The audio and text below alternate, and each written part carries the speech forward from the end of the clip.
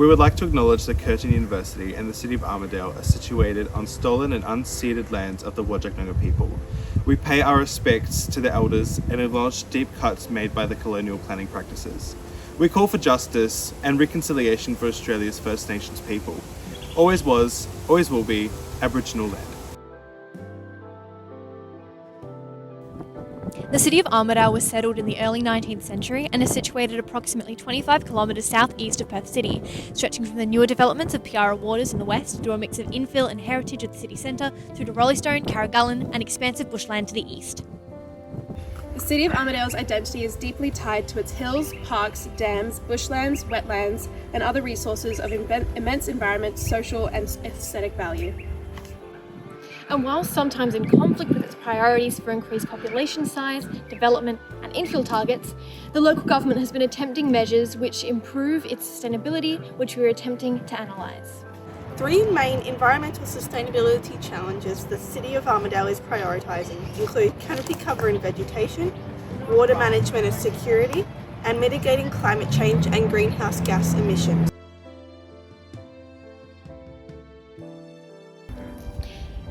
Tree canopy cover improves biodiversity, heat management, aesthetics, and reduces emissions.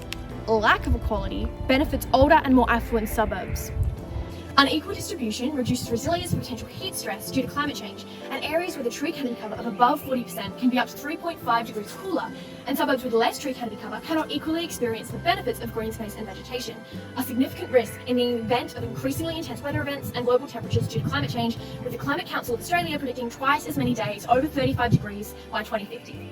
Whilst the City of Armadale's 62% average tree canopy cover is significantly higher than that of both the metropolitan average of 20% and the Western Australian Tree Advocates goal of 30% by 2040, Tree canopy coverage in Armadale's eastern bushland dominant suburbs of Rollystone, Mount Rochon, Mount Nasura and Bedfordale skew the data with over 40% tree canopy cover compared to its western suburbs, which have less than 10% tree canopy cover.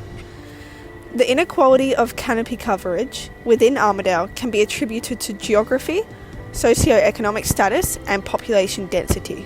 Geography obviously plays a role in the distribution, with hilly topography and largely unurbanised land in the east, contrasted with flat topography that enables development in the west. There is a correlation between socio-economic status and tree canopy coverage, with a higher index of relative socio-economic disadvantage and advantage decile indicating higher socio-economic advantage correlating with higher tree canopy cover, and vice versa, with the exception of Seville Grove and Forestdale, and Harrisdale and Piara Waters.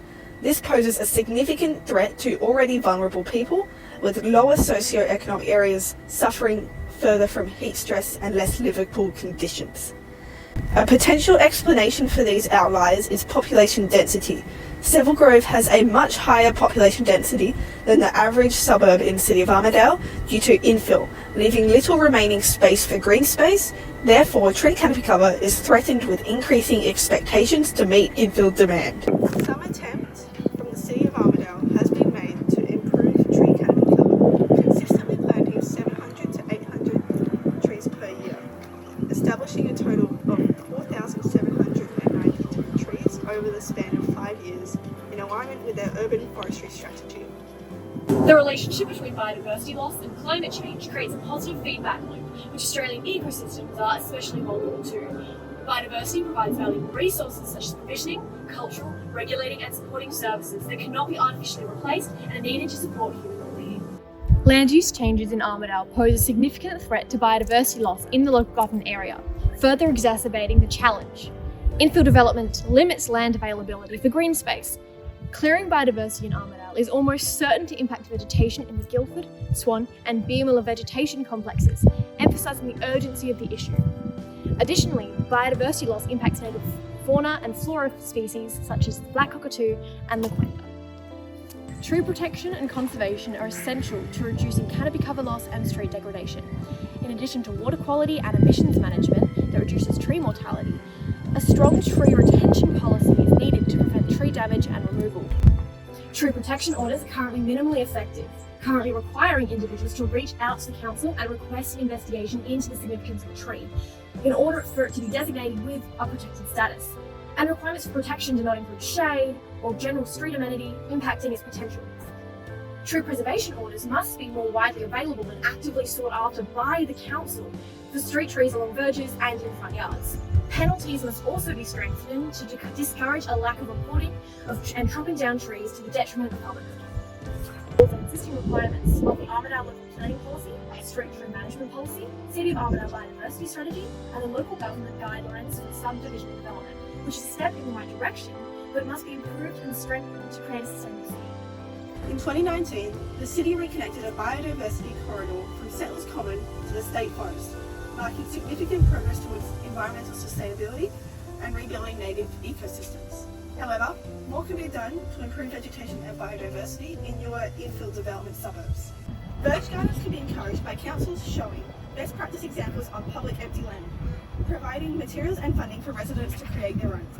Additionally, verge gardens must be included in new infill development regulations and guidelines to maintain growth goals while improving biodiversity and environmental sustainability. The usual 6 metres of Armadale verge spaces are perfect to establish a greener, more productive use of otherwise dead, hot and dry empty land. Other local governments such as Victoria Park's Bus Stop Thank You Gardens and Bayswater's Waterwise Native Verge Gardens program around Perth permit and encourage the use of verge gardens to an overall success and can be extended to other spaces such as parks and bus stops that are currently unvegetated. They provide a space for native vegetation, improving local biodiversity, cool the surrounding urban environment through shade and deflecting sunlight, and release moisture into the atmosphere. It can improve mental health by contributing towards place attachment, overall mood, aesthetics, and care for the environment, as well as creating space for recreation and exercise. The inclusion of playable verge gardens could fuel children's play, improve social and cognitive health, mental well-being, resilience, lived experience, and civic engagement.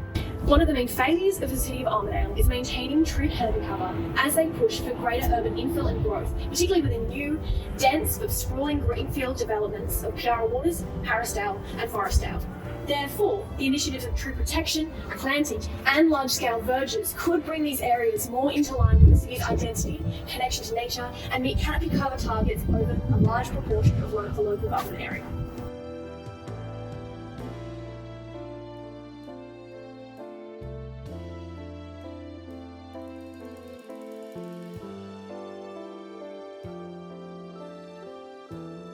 The City of Armadale's water is of significance to the whole Sport Coastal Plain and is a previously rurally dominant area and an encroachment in climate change, posing some real threats to our water.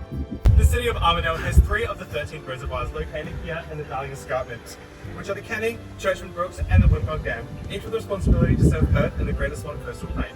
Pollution prevention is the key to keep water sources safe for humans and the natural environment. Meanwhile, flood prevention is important due to the elevation profile and geological composition of the City of Armadale, which increases its susceptibility to flooding. The introduction of water-based interactive and recreational spaces also provides environmental, mental and physical health benefits, as well as having more efficient purposes like stormwater drainage and pollution prevention. The City of Armadale's strengths include its water-sensitive design plan that has several measures and regulations to help reduce pollution, such as revegetated streamlines and pollution-trapping manholes. However, the policy does not refer to or outline by what mechanism these policies will be enforced by.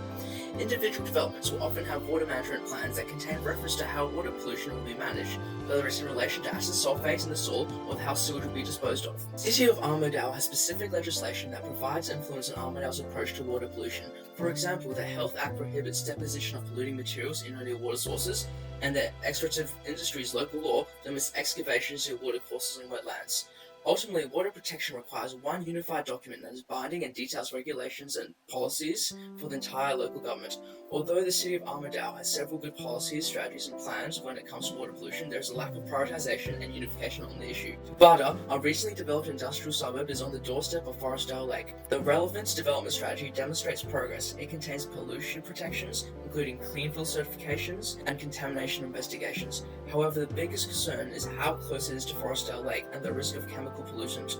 If the City of Armadale continues to develop around a wetland, the future of water quality in Armadale will be dire. The City of Armadale has the potential for a devastating flood due to its clay-rich soils and its location in the basin of waterways such as the Canning River, Nearigan Brook and the Jandakot Mount, not to mention the encroaching developments of the Growing Council. The City of Armadale creates its flood prevention policies by planning its built form to withstand a once in 100 year flood labelled a 1% annual exceedance probability, or AEP for short. However, the increasing unpredictability of our rainfall is making this hard to gauge. The City of Armadale water management strategy is concerned in particular with the western and northern portions of the council, and specific plans lay there, particularly in the future precinct of Kelmscott due to its proximity to the Canning River. And the western portion of the riverbanks are designated as bush forever, protecting its native flora and fauna as well as creating a natural buffer between developed land and waterways. A combination of land uses, built form and flood control are the key to mitigation of flooding. The strategy proposes a collaboration between landowners and the council to modify potentially dangerous properties to create better capacity and natural yet well-engineered waterways to help future-proof this area. A particular point of concern for these water management policies is the neglect of the globally significant wetlands and migratory seabird sanctuary of Forestdale Lake. As development encroaches on this lake, endangered species like the Neophasophacus bee have become more strained. In the case of Dubata, it seems the bare minimum was applied to this development regarding aspects like public open space, as not much depth was applied to the proposal of this business park, meaning there will be 2 business parks on the border of this reserve, as well as Westport demanding extra capacity for freight on these roads, ignoring the need for a better ecotone buffer zone. Contemporary post-Fortis planning is at the crossroads of science and humanity, and future policies in the City of Armadale largely aspire to this objective. For years, stormwater drains have been cordoned off and stale, and studies show the importance of having an integrated wetlands and park area is essential to having a sustainable city. The City of Armadale titles this as a living stream. Kelmscott Activity Centre is at the forefront of this, as a largely neglected Rundle Street is being turned into one of these living streams, proposing that it will bring an attractive swath of open space to Kelmscott, while also increasing the capacity of this drain. The components of a living stream involve so much more than just the water. The local hydroecology is very treasured and popular at creating well-traversed naturescapes, creative output, and providing amenity to all ages. That's why this stream seems to be short-sighted, not necessarily at the council's fault, but catchments should be fully ascertained and integrated planning-wise. And while there are documents like the Planning for Water Policy, this document provides an ambiguous scope for water and the needs of Perth's main waterways, and instead uses the land use accompanying water instead of what is more important, the built form or the utilisation of that parkland. The omission of the water-sensitive urban design from the state policy could potentially harm the intentions of these sorts of developments and should be mandated. Creating a potential risk of causing more harm than good, we need to plan to minimise these negative contingencies. Overall, Armadale has a strong connection with the fresh water, and the health of Armadale's waterways is also the health of the people of Perth, and the flora, fauna, and our enterprise. Living streams shouldn't just be treated as a showpiece for new developments, but should be implemented in older areas, especially with high infill targets, and lower the socio-economic areas to bridge the equity gap when it comes to the access of local natural resources and recreation. Pollution, flooding, and water management, and the integration of water and public open space are the main issues looming over Armadale, as the impacts of climate change worsen, and change is far overdue.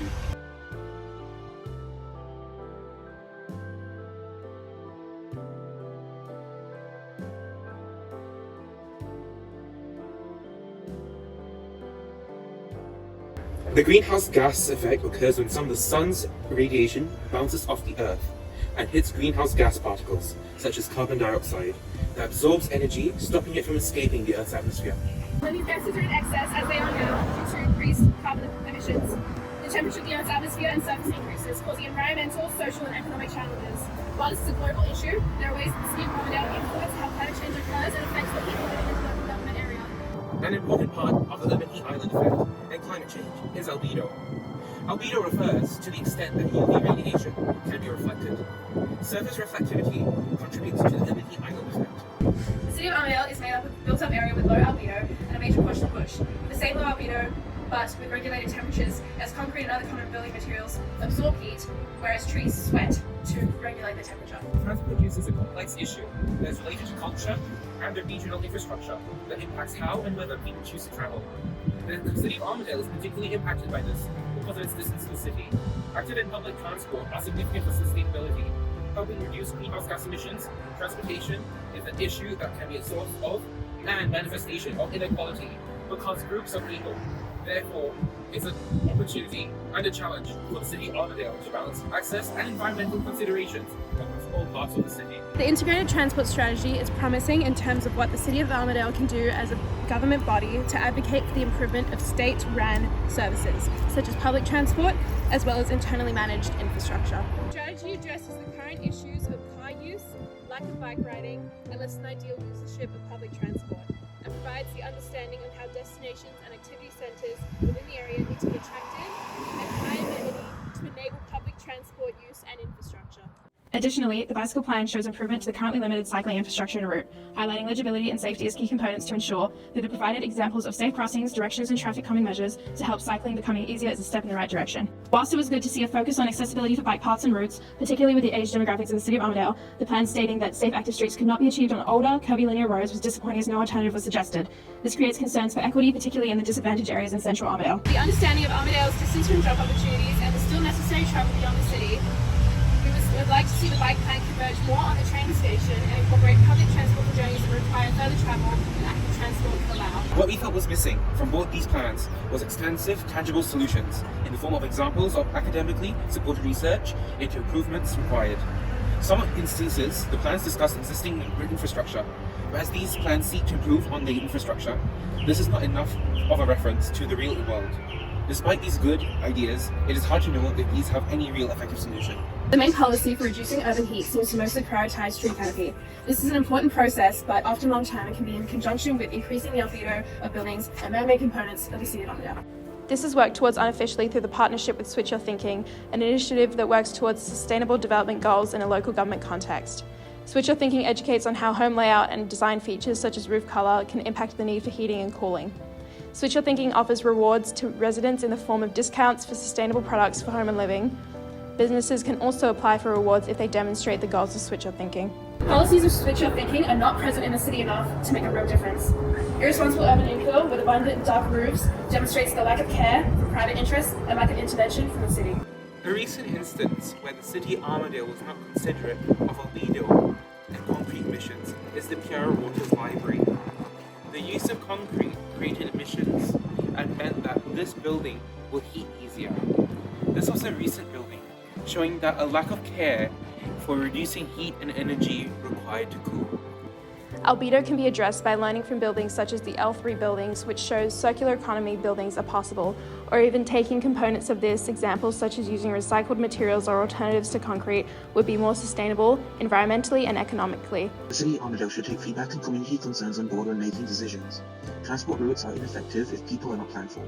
For instance, the common feedback it provided from local bike plan was for maintenance, an easily overlooked aspect compared to full infrastructure additions. Similarly, improvements that consider how public spaces can be beneficial for the community by adapting them to provide cool areas. More public involvement and values to sustainable planning, increasing the likelihood of use and care by residents. The City of Armadale has not set any carbon neutrality or net zero emissions targets. The city's alternative targets they say will help them achieve a better carbon emission.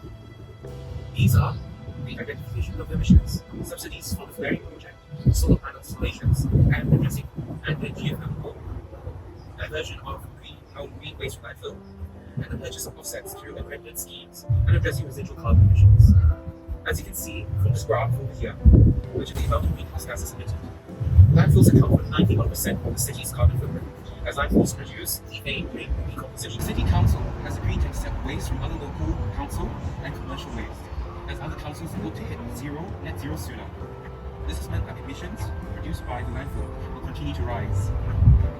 The emission will only be reduced when waste electricity station is set up.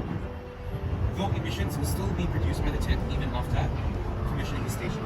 As you can see on this graph here, Transfer facilities for recycling and ties, white goods, cardboard, and PVC pipe are recycled and stored for later use.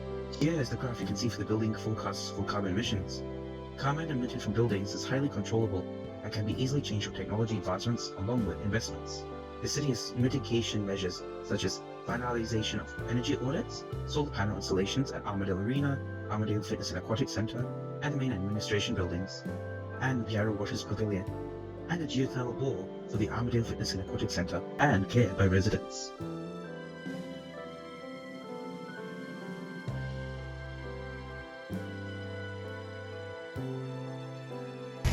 When addressing issues such as tree canopy coverage, water management, and climate change management, it is important to recognise the severe inequality of wealth distribution as a hindrance for progress from landowners and tenants, and therefore pressure must be put on the council and developers to assist and in many cases enact these beneficial initiatives.